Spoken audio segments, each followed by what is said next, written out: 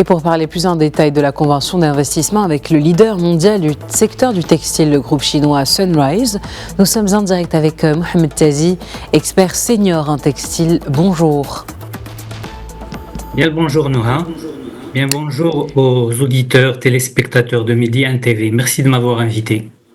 Merci de répondre à nos questions. Alors pour commencer, cette convention est-elle en premier lieu le témoignage d'une confiance indéfectible de la Chine envers le Maroc ?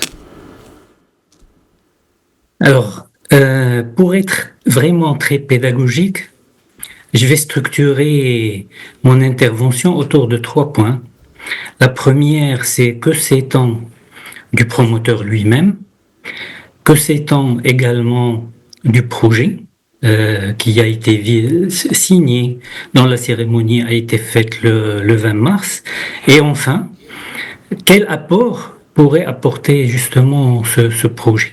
Alors, le promoteur, c'est un des leaders mondiaux. On le présente comme étant entre parenthèses, toutes les informations que je vous présente ont été récoltées à travers donc les informations qu'on trouve sur les réseaux sociaux. Okay. Alors, ce qu'on sait de Sunrise, c'est que c'est un groupe leader qui fait l'équivalent de 800 millions de dollars de chiffre d'affaires, dont 30% au niveau de son vaisseau amiral à Ningbo et le reste dans ses filiales en Asie. C'est un groupe également qui emploie quelque chose comme 29 000 employés, donc c'est une certaine dimension, ce n'est pas n'importe qui. Et enfin, c'est un groupe qui opère et qui présente une large palette, une diversité de produits issus essentiellement de son intégration verticale. Alors pour ne pas parler d'éléments qui sont véritablement incompréhensibles pour le commun des mortels,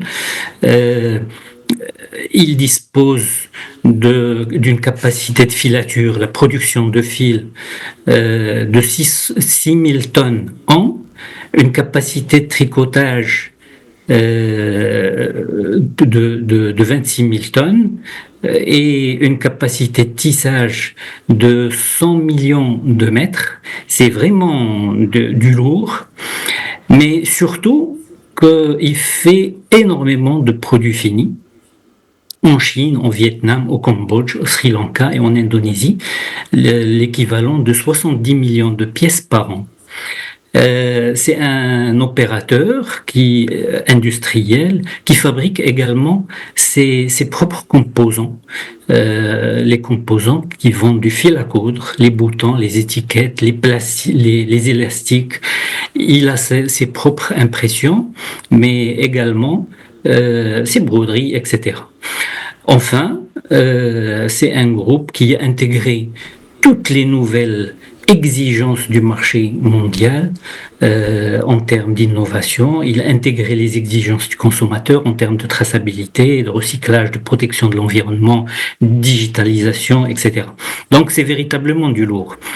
Alors, les clés de sa réussite, c'est qu'il fait de la quick response, sa capacité à être réactif, un élément très important.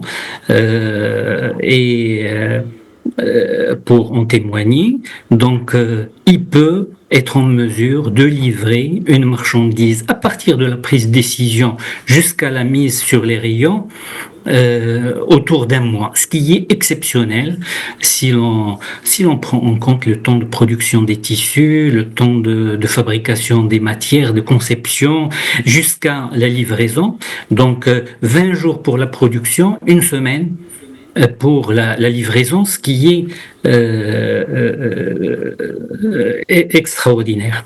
Alors, on sait également, d'après les recherches que j'ai pu effectuer, c'est un groupe qui est en projet de se lancer dans la plantation de coton sur une superficie de 150 km².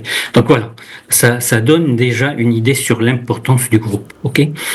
Alors, que sait-on du projet Maroc ? qui a été signé le 20 mars. Donc on sait, tout le monde a pu lire ça, on sait que c'est un investissement global de l'ordre de 2,3 milliards de dirhams sur 2 unités industrielles, une à Skhairat et une à Fès, et qui compte employer 7000 personnes à temps plein de manière directe et 1500 employés indirects. Et on présente le projet comme on n'a pas honnêtement. Avec ces 7000 emplois directs et plus de 1500 emplois indirects à Fès et à Skhairat, ces 2 villes qui sont ciblées. Alors ce n'est donc pas seulement le secteur du textile qui profitera de ce projet. Alors, moi, je voudrais nuancer, parce que on présente, il faut pas faire l'amalgame et de présenter ce projet comme étant un projet similaire à ce qu'est Renault pour l'automobile. Ok, c'est un projet de taille normale. Ok.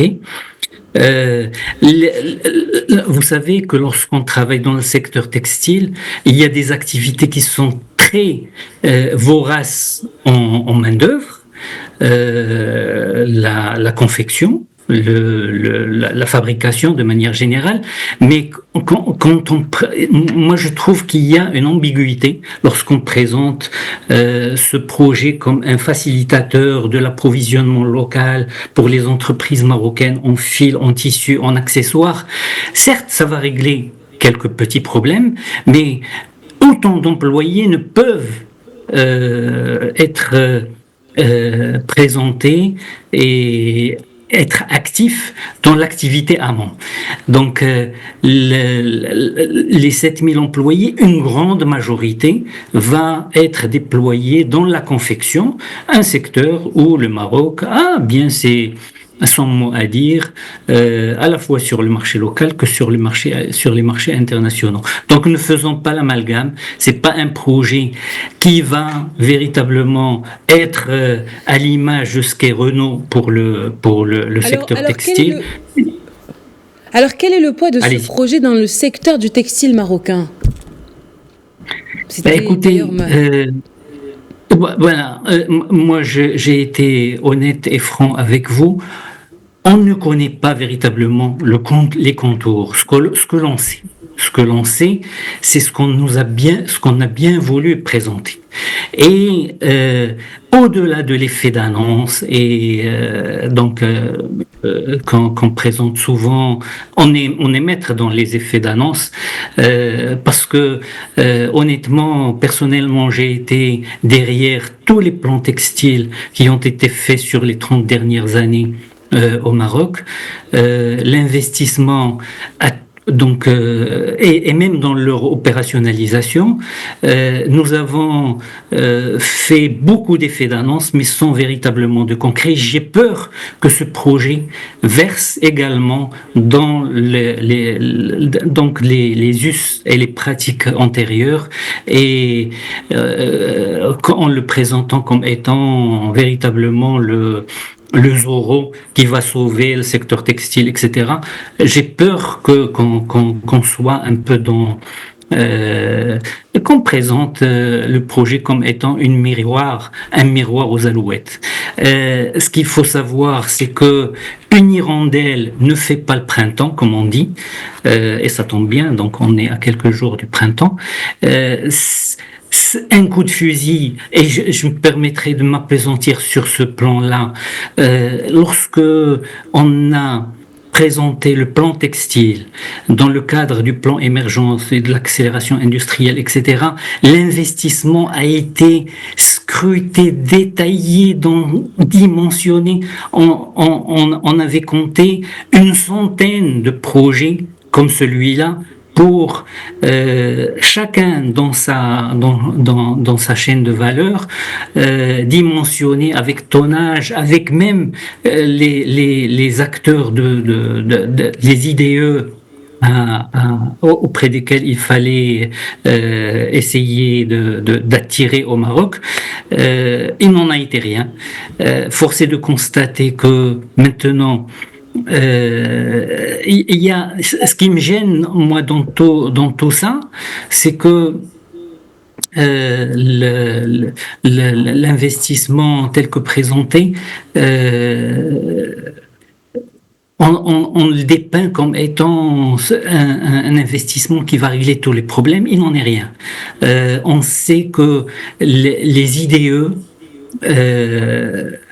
enfin les investissements étrangers, bien sûr, il ne faut pas bouder son plaisir. Un projet d'investissement est toujours bon à prendre, mais il faut relativiser, il faut rester la tête froide.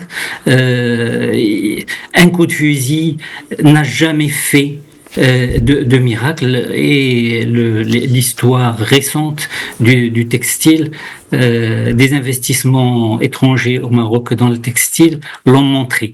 Alors, si on ne réussit pas ce projet, il risque d'avoir encore plus d'effets pervers que ce qu'il n'apporte. Parce que, alors, la question qu'on devrait se poser, d'abord, puisque ce projet est essentiellement orienté vers la confection, donc il va, avec les aides qu'on va donner à ce projet, on va venir concurrencer des entreprises déjà bien établies. Ok. Deuxième chose.